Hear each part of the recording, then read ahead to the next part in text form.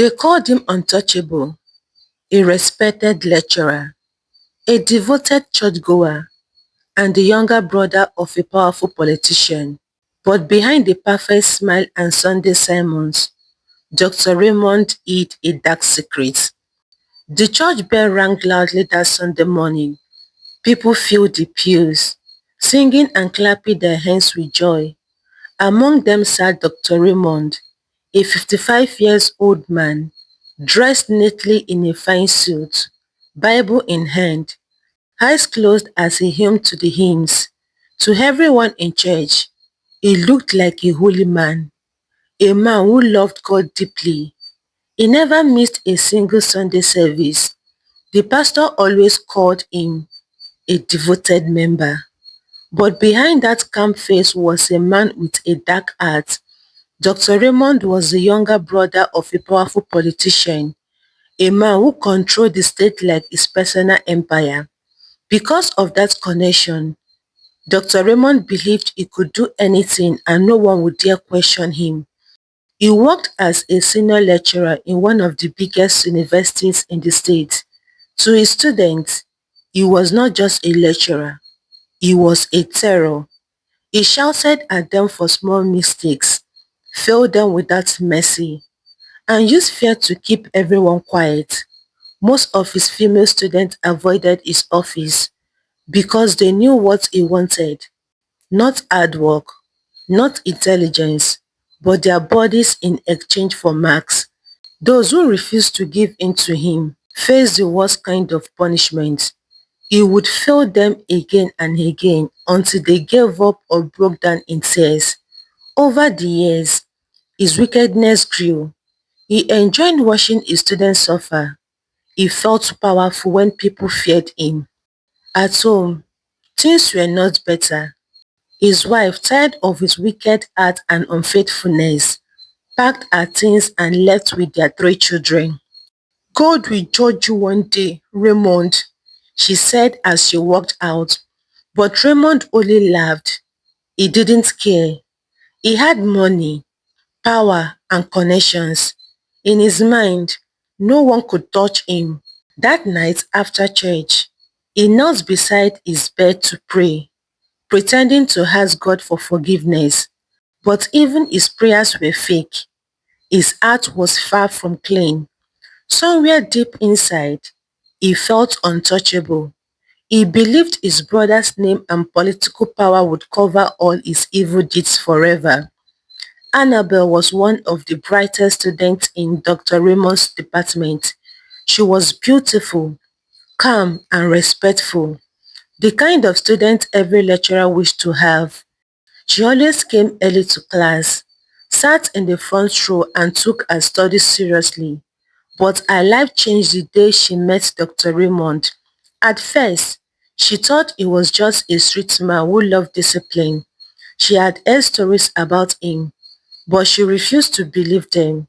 She believed that if she worked hard, she would pass her exam without any trouble. She was wrong. It began when Dr. Raymond called her into his office one afternoon. She went in, holding her books and smiling politely. "Good afternoon, sir." He looked up and smiled in a strange way. "Annabel, you're one of my bright students," he said softly. "But in this department, hard work alone is not enough. You need my favor." Annabel didn't understand at first. "You must make me happy." Her face changed immediately. She stepped back, her heart pounding fast. "Sir, please, I respect you, but I can't do that. I want to pass with my efforts." He smiled coldly, then failed. From that day, Dr. Raymond began to frustrate her. No matter how hard she studied, he failed her repeatedly. He mocked her in class, made her repeat the same course over and over. Then things became too hard. Annabel decided to beg. She went to meet other lecturers in the department. "Please help me talk to Dr. Raymond," she cried. "I have done nothing wrong. I only refused his dirty request. I just want to graduate. The other lecturers tried. They went to him, pleaded on her behalf, but Raymond only laughed. The only way she will graduate, he said proudly, is if she accepts my offer. Annabel was crushed. She tried all night, praying to God for help. She even wrote a letter to the vice chancellor, hoping someone higher up could save her. But when the VC received her letter, he turned it quietly and threw it away. He knew Raymond's brother. The powerful politician was the one who helped him win his position as VC. No one dared challenge Raymond. Annabel became hopeless. Each year, she watched her friends graduate and leave school while she remained behind, stuck in the same level. She had repeated the same course for 6 years, 6 long painful years of shame, rejection and heartbreak. One evening, after crying alone in her hostel, she wrote a small note. I fought with all my strength, but no one listened.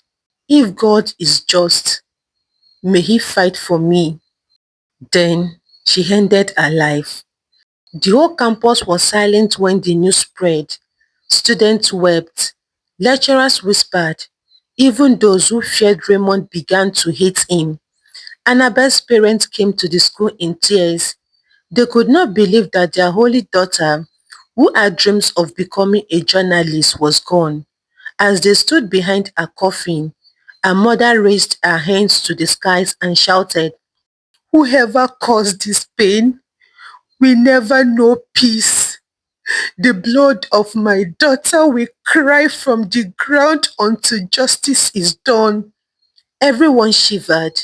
Even the wind seemed to stop blowing for a moment.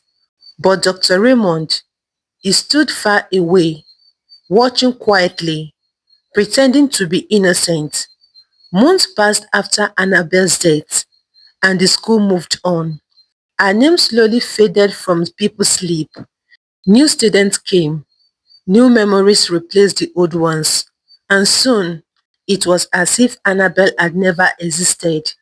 But Dr. Raymond remained the same. He showed no sign of remorse, no trace of guilt. He still walked through the school corridor with pride, smiling at everyone like nothing had happened. The new academic session began, and so did his wicked acts. Dr. Raymond continued taking advantage of the female students in his department. The lazy and unserious ones were happy about it. They didn't need to stress themselves reading or studying hard. They already knew the easy way to pass, a visit to Dr. Raymond's office. They laughed, dressed to please him, and bragged secretly about themselves. To them, it was nothing new. They said, why suffer to pass when Dr. Raymond's office is always open? The few decent girls who refused to go that way were often mocked. Some were failed, some were threatened, and others cried silently. Dr. Raymond enjoyed every bit of it. He believed he was untouchable. His brother's political power gave him confidence to do whatever he wanted without fear. Even the male students in his department were not at peace. They were scared to date their female classmates because they believed all of them were Dr. Raymond's male. They whispered among themselves, no girl is safe in this department. If Raymond wants her, she's gone. And so the evil continued, day after day, semester after semester, until the day something unexpected entered his world, something that would change his life forever. Dr. Raymond's power in the university grew even stronger after he was appointed the head of department. His office was now a place of both fear and favor, depending on who you were and how far you were willing to go. Most students knew better than to cross his path. He could make a student's journey smooth or miserable, and he enjoyed every bit of that control. That semester, he was assigned to handle two service courses for the economics department. It was an opportunity he didn't take lightly, especially when he met Blessing, the final year student and course representative for her class. Blessing was smart, organized and confident. Her classmates respected her and her leadership skills and how she balanced beauty with brains.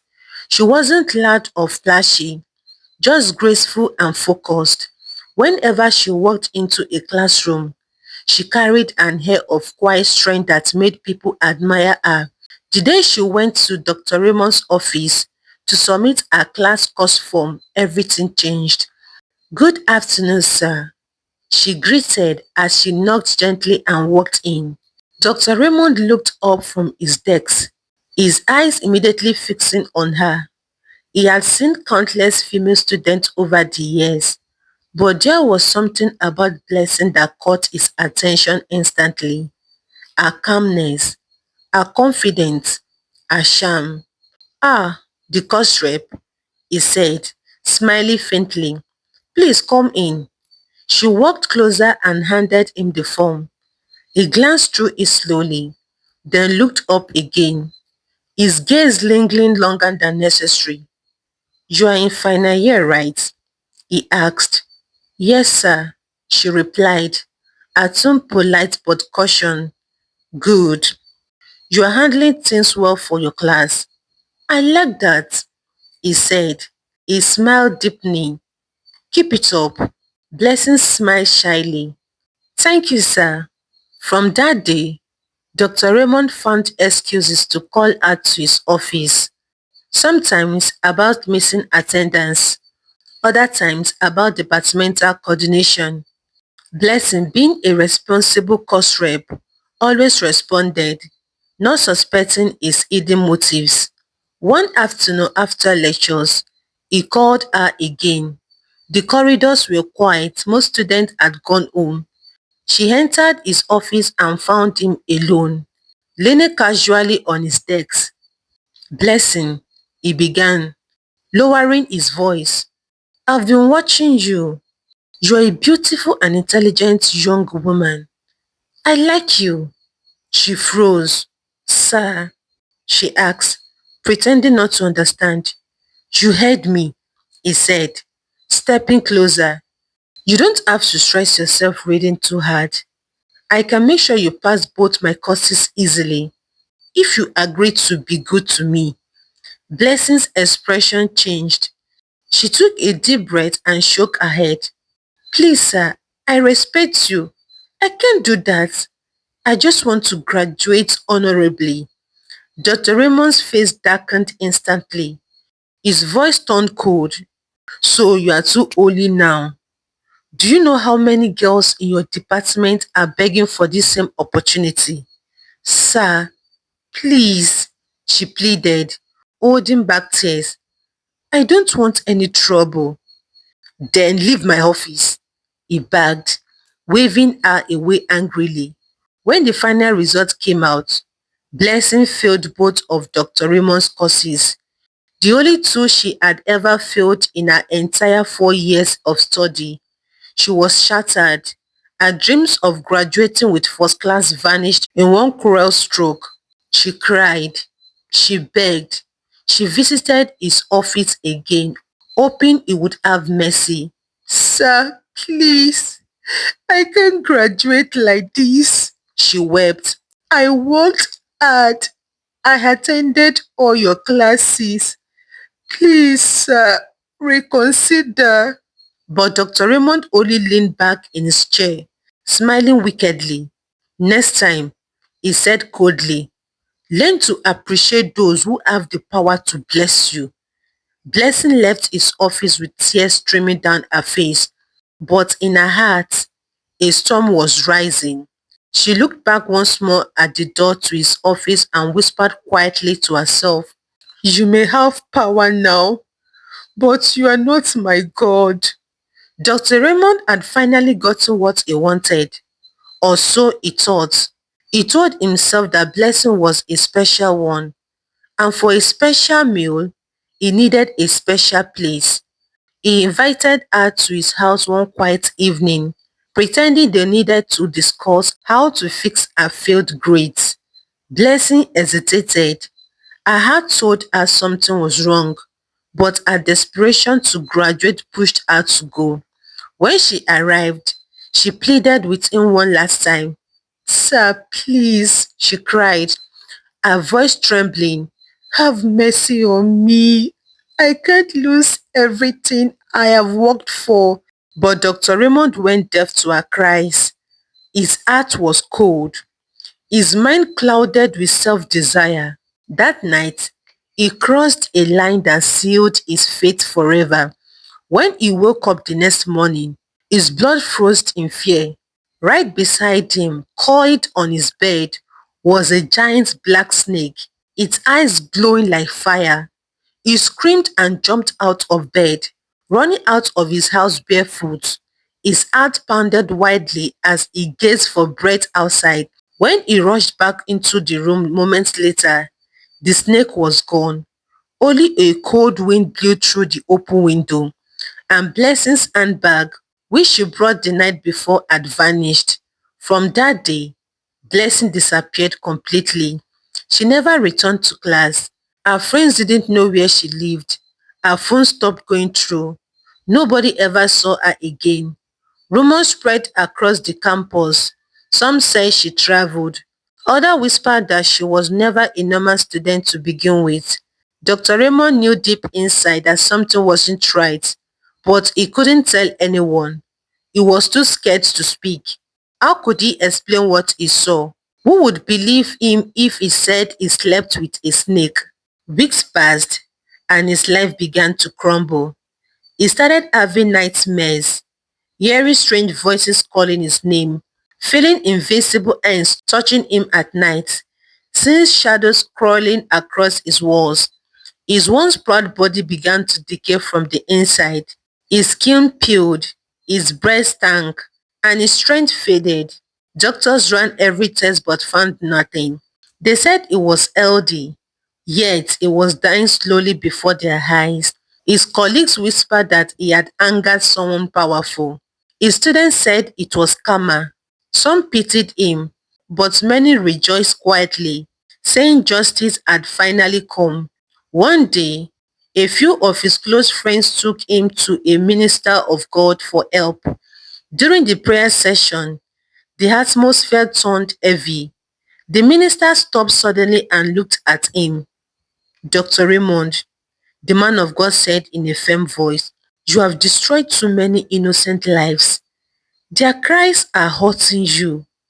You have slept with a spirit, and her anger is your punishment." Dr. Raymond began to weep like a child. The minister continued, "There is one blood crying louder than the rest. A young lady who ended her life because of you." At once, Dr. Raymond fell to the ground crying. "Annabelle," he whispered. "Oh God, Annabelle." His past flashed before his eyes, the faces of girls he destroyed, the tears he ignored, the lives he ruined for selfish gain. For days, he cried, prayed, fasted, and begged God for forgiveness. He refused to eat. He spent his nights crying like a child, calling the names of the students he had wronged. But it was too late. His end had already been written. A few weeks later, he died in the hospital, pale and terrified, his face frozen in terror as if he had seen something terrifying before his last breath. When the news of his death reached the campus, students rejoiced. Some testified in church, thanking God for removing the Goliath who had tormented them for years. Others wept, not out of pity, but relief. Dr. Raymond's name faded from the walls of power, but the story became a warning, whispered from one student to another, because in the end, no matter how long it takes, the cries of the innocent always find their way to justice. Lessons from this story. This story teaches us that no matter how powerful, rich, or respected someone seems, abusing others always comes with consequences. No amount of influence wealth, or title can protect a heart that has destroyed innocent lives. Every action has a price. Hurting others, breaking trust, or exploiting the weak creates ripple that eventually return to you, often when you least expect it. And for those who have been betrayed, wronged, or silenced, it delivers hope. Justice may not come immediately, but it will come. The cries of the innocent are never ignored. Remember, power may tempt you, but integrity defines you. Choose wisely because your actions echo far beyond today. Thank you so much for staying with us until the very end of this story. Stories like this remind us that life is full of lessons. If you're enjoying this video, don't forget to hit the subscribe button and turn on the notification bell. That way, you will never miss any of our amazing story. And trust me, you really don't want to miss what's coming next. Also, take some time to explore the other videos on this channel. Each one is carefully crafted to be exciting, suspensive, and full of life lessons. Whether it's love, betrayal, courage, or justice, there is something for everyone. Stories that entertain, thrill, and teach us something valuable about life. I want you to be part of this journey. Watch, enjoy, and learn. Share the stories with your friends and family because everyone deserves to experience these powerful tales. Remember, every story here has a message and every lesson has a purpose. So stay tuned, stay curious, and thank you again for being part of our growing family. Your support means the world to me. I love you all. God bless you.